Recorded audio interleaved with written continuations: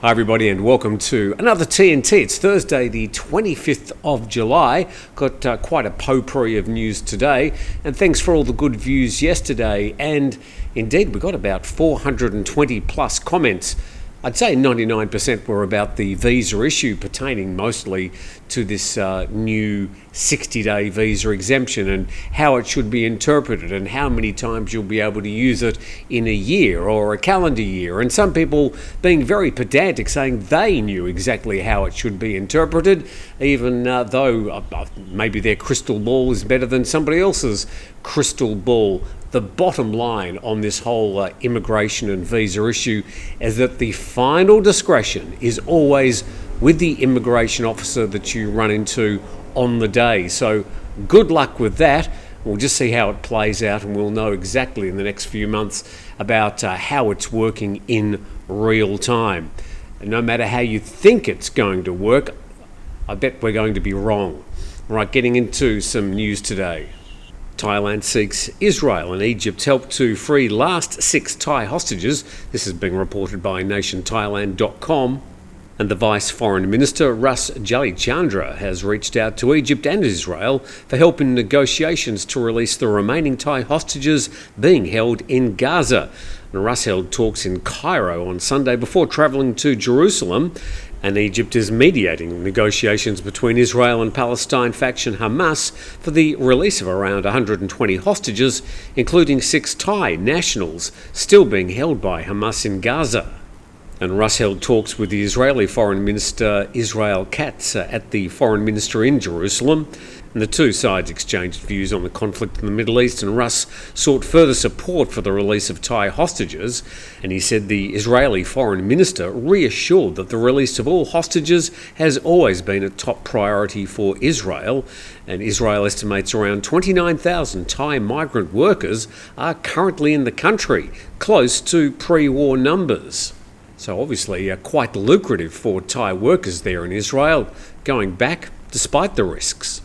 And 23 of the Thai hostages were released in November last year, while 2 others were declared dead on May 17 this year, leaving 6 hostages in Gaza. Heading back home now, and this from the Bangkok Post: Hong Kong model killed in Bangkok. And a fashion model allegedly murdered by her partner in Thailand following a stint in Hong Kong is believed to have been represented by the same agencies as other well-known names, not too well-known to me. Gwendoline Creton, a 24-year-old Swiss passport holder, was killed at her residence in Bangkok's Prawet district on Thursday night last week. She was reportedly stabbed 9 times to death, and 3 men, the suspect and 2 neighbours who tried to help the man, who yelled for help, carried her body to a car. And Thai media reported that her husband, whose name has been withheld, took his wife to hospital and later told Thai police that she'd attempted to take her own life. And police suspected that the man's actions were staged to cover up a murder. Not sure exactly what made the Thai police suspicious, but obviously a lot more to come out about that particular story from the Bangkok Post. Okay, to Thai politics, and before you start turning off, we do have a particularly turbulent probably 2 or 3 months of Thai politics ahead. More turbulent than the elections, where we sort of roughly knew what was going to happen. In this case, we simply don't know what state the Thai parliament and the leadership of the various coalitions is going to be after the next couple of months. To the first part of the story, and from nationthailand.com, Charter Court to issue verdict in Srettha's case on August the 14th. And the Constitutional Court announced yesterday they've got enough information to issue a verdict in the case against the Prime Minister on August the 14th. 9 judges met yesterday to review the case and agreed they had enough information and evidence to issue a verdict. Now, that does sound a bit ominous, doesn't it? And in the case, Srettha was accused by a group of 40 former senators of breaching the Charter and ethical standards by appointing Thaksin's former lawyer as the PM's office minister, even though he'd spent 6 months behind bars. And as I've pointed out before, there are people in the current ministry who have served a lot longer than 6 months in jail. And the court said the judges see this case as a dispute over legal technicalities and believe they've enough data on hand to make their decisions. Well, it's all fairly black and white. Either he's going to stay in office or he's not. If he's not, it will create quite a vacuum. And the Nation's also written an article predicting who might take his place. But they've asked the question, could Anutin Charnvirakul be Thailand's next PM? The man who's famously said in the past that all Pharangs are dirty. And the article opines, if the Move Forward Party is ordered to dissolve, its MPs will need to find a new political party within 60 days. And it notes historically both the Future Forward Party, which was an earlier progressive party that also got dissolved after the election back in 2019, and the Move Forward Party have seen their MPs absorbed by the Phumjai Thai Party. And if the Constitutional Court ruled that Srettha is unqualified, he would immediately be removed from his position as PM. A new Prime Minister would then need to be selected from the candidates submitted by political parties in the past. Okay, who are they? Well, we've got Paetongtarn Shinawatra, the leader of the Pheu Thai Party, and the youngest daughter of the former PM Thaksin Shinawatra.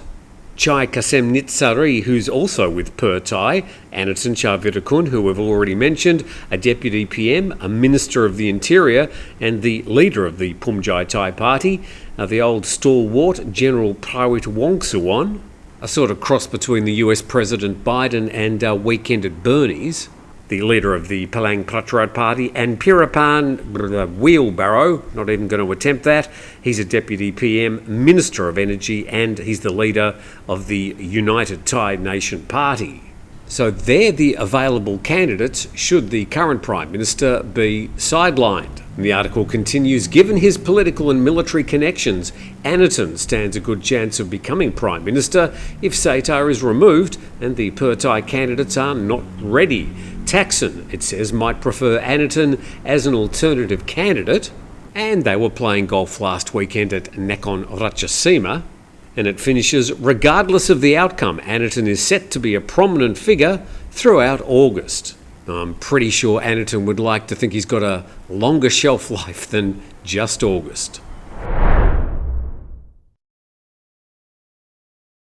And please help me take a quick moment to acknowledge our sponsors. We've got 5-Star Marine at 5starmarinephuket.com for a magnificent bespoke charter tour out on Phang Bay. Also, we've got Beach House Thailand, which are my beach houses, which are available on Airbnb, so you can check out the photos and the availability. Now, there's been a lot happening with trying to close down some of these online scams, and some of it is very, well, practical. Internet and cell phone signals from Thailand into the Golden Triangle cut. This is from ThaiPBSWorld.com.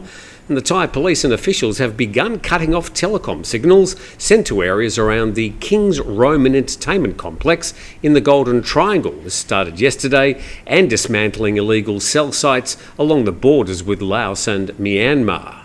As we've discussed before, the King's Roman Entertainment Complex, which is in Takilek, just over the border from Chiang Rai, is basically just a large brothel and online scam centre, dressed up to look like a fancy casino.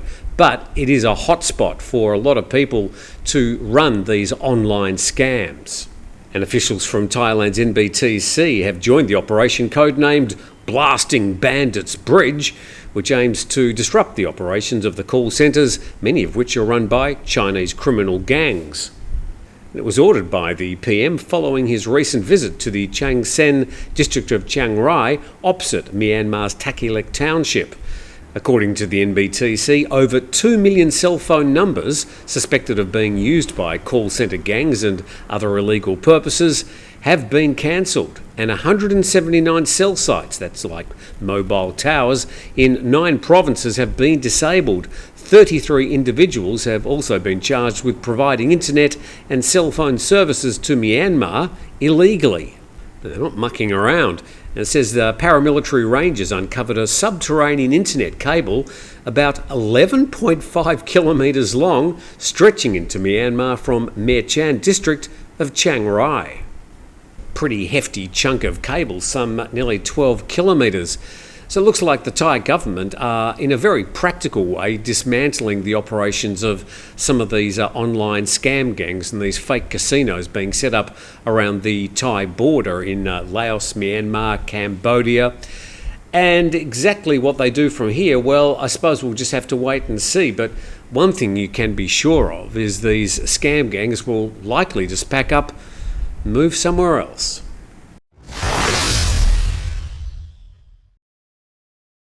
To some weather, well, not necessarily local, but regional weather, and we've got a typhoon in town.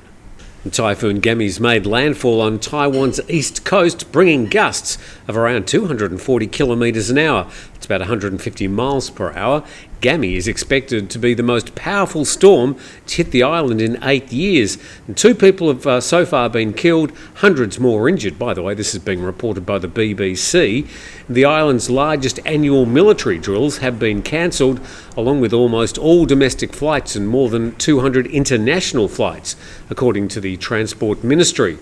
So this is the island of Taiwan. This is the direction with the arrow that Gamy has been travelling. It's crossed over the island, now on its way towards the Chinese coast.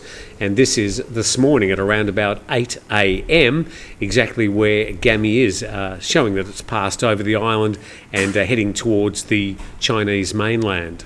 And that's from VentureSky.com, showing the weather in real time, pretty much anywhere around the world. And so Taiwan today will be mopping up the remnants of that typhoon. Thanks for watching today. Hopefully you're a bit more up to date with some of the things happening around Thailand. Got tomorrow's program, then on Saturday, our live program. I think I might be talking about visas or tourism. Seems to be a hot topic. But thanks for watching today, and we'll see you tomorrow.